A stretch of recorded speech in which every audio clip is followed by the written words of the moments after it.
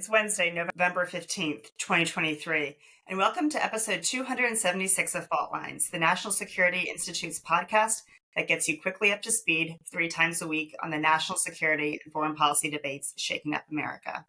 I'm NSI Senior Fellow Morgan Vigna, and I'm joined today by my fellow Senior Fellow, Lester Munson, and NSI's Deputy Executive Director, Jessica Jones.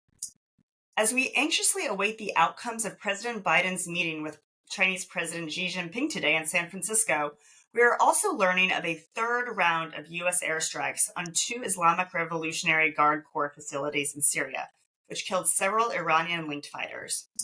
As you'll recall, since Hamas, which is backed by the regime in Iran, launched its terrorist attack against Israel on October 7th, the U.S. military and Iranian proxies have engaged in a tit-for-tat exchange of strikes. On October 26th, the U.S. airstrikes targeted 2 facilities in Syria linked to the IRGC and its proxies. On November 8th, Iran-backed airstrikes continued, and U.S. airstrikes targeted a facility in Syria connected to the IRGC. And then most recently on Sunday, U.S. airstrikes targeted an Iranian-linked training facility and safe house in Syria. However, instead of deterring Iran from further malign action in the region, Iranian-backed groups have escalated their attacks. In fact, since the U.S. strikes on Sunday, Iranian-backed groups have conducted 4 drone or rocket attacks on U.S. troops. Since October 17th, Iranian-backed projectile attacks have caused 56 U.S. personnel injuries. Meanwhile, Israel continues to prosecute the war against Hamas in Gaza and fend off strikes from Hezbollah in southern Lebanon. Les, I'll start with you. Why aren't U.S. strikes resonating with Iran right now? And what's it going to take for Iran to start taking the United States seriously?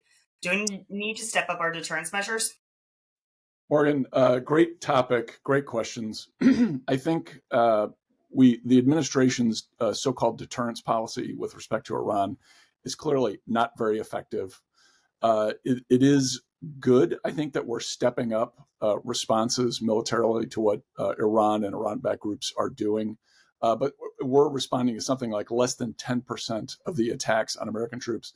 My view is the old Trump approach of, let's kill Qasem Soleimani when he steps out in public in Iraq, probably the better approach. I am willing to give the administration some grace on this because it is the president's responsibility to manage day-to-day conflicts around the globe.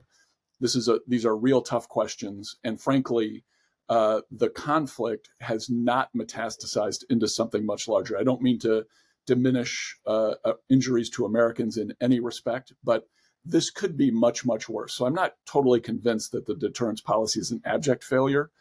I do think it's good that we're increasing the tempo of our responses, and that should have a better impact. I do think there's a larger question here, and we can get to this later if you want, of engagement with Iran on the nuclear question. Huge mistake, a kind of a delusional policy, this remnant of the Obama administration. Not a good idea. I think that's where critics of the administration have a much stronger leg to stand on. Okay, well, let's pick through that a little bit because I want to go back to the issue of deterrence here. I mean, what's it actually going to take? I mean, are you okay with Iran continuing to just hit the United States suffering more personnel casualties? It's remarkable that, Iran has basically been very clear that they do not want open warfare with the United States because they know, I think, that they'll lose, right? But at the same time, though, they're perfectly okay continuing to poke us. And why are we allowing this to happen? Morgan, real quick, I think we need to keep our eye on the ball. Right now, the ball in the Middle East is making sure Israel prevails in its war on Hamas. That is essential. We should be marshaling our day-to-day decisions behind that priority. And so if that means our deterrence is a little less robust against Iran, which I don't really like, to be totally honest, but if that's a consequence of this decision to focus on Israel and Hamas, I understand that. And I think that's a tough call the president has to make. And I'm willing to give him some grace on this issue. Okay. So let's shift to focus on Iran's strategy here. Jess, what do you think Iran's trying to prove? What is their strategy? How do we think that they're going to continue to attack the United States? And how does this factor in to what we're seeing going on in Israel right now? That's what I spent the morning thinking about, Morgan, to your point of poking the bear and knowing in the back of our minds that Iran doesn't want a full-scale conflict with the United States. But, you mentioned earlier, tit for tat, and it isn't tit for tat right now. You've, over 40 attacks on U.S. facilities, and you mentioned 3 strikes back. So to Les's point, 40 to 3 is not exactly tit for tat. So the U.S. could step up its response. But to Les's point, the administration is being cautious. It doesn't want to escalate. It doesn't want to broaden the conflict. And I think they're trying to figure out that exact question of how do we respond? How do we up our deterrence without actually escalating the conflict?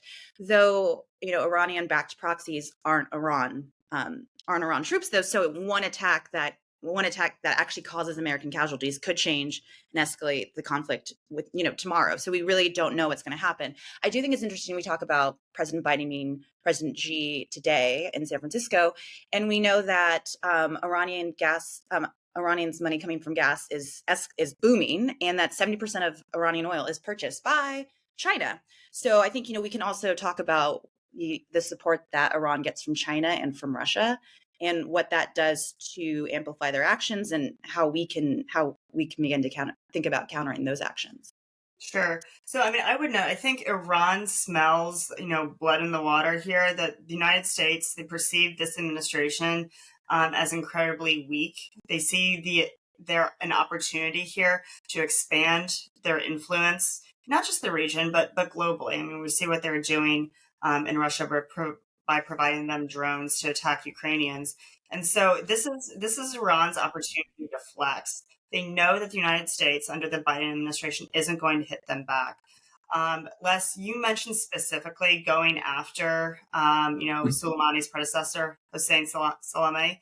I think it's, worth taking a look at what kind of pinprick strikes that we can take to really punch the regime in the nose here and make them back down. Les, any final thoughts? Yeah, Morgan, I just want to say, this is the residue of a bad approach from the administration from the time Biden came into office, kind of trying to push Saudi Arabia into a corner because of the terrible decision they made on Khashoggi, and really trying to change the arrangements inside the Middle East because of this one episode was just dumb. It was not a good policy. Engaging Iran is not a policy that makes sense in the long run. Some of this is the consequences of the administration's own bad decisions. I think they know that now. We've seen President Biden engage with the Crown Prince in Saudi Arabia.